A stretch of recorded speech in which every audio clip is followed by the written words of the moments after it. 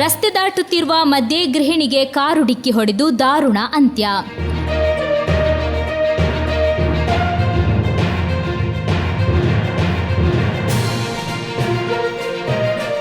ಅಡ್ಕತಬೈಲ್ ರಾಷ್ಟ್ರೀಯ ಹೆದ್ದಾರಿಯಲ್ಲಿ ಮನೆ ಗೃಹಿಣಿಯೊಬ್ಬರು ರಸ್ತೆ ದಾಟುತ್ತಿರುವ ಮಧ್ಯೆ ಕಾರೊಂದು ಡಿಕ್ಕಿ ಹೊಡೆದು ಉಂಟಾದ ಅಪಘಾತದಲ್ಲಿ ಗೃಹಿಣಿಯೊಬ್ಬರು ಸಾವನ್ನಪ್ಪಿದ್ದಾರೆ.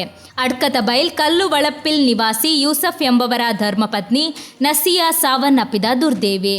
ಭಾನುವಾರ ಸಂಜೆ 5:25 ಸುಮಾರಿಗೆ ಈ ದುರ್ಘಟನೆ ಸಂಭವಿಸಿದೆ. ನಸಿಯಾ ರಸ್ತೆ ದಾಟುತ್ತಿರುವ ಮಧ್ಯೆ ಅಮಿತ ವೇಗದಲ್ಲಿ ಆಗಮಿಸಿದ ಕಾರೊಂದು ಡಿಕ್ಕಿ ಹೊಡೆದು ಮೇಲಕ್ಕೆಸೆಯಲ್ಪಟ್ಟಿದ್ದಾರೆ. ಕೂಡಲೇ ಗಾಯಾಳುವನ್ನು ಆಸ್ಪತ್ರೆಗೆ ತಲುಪಿಸಲಾಯಿತಾದರೂ ಜೀವವನ್ನು ರಕ್ಷಿಸಲು ಸಾಧ್ಯವಾಗಿಲ್ಲ.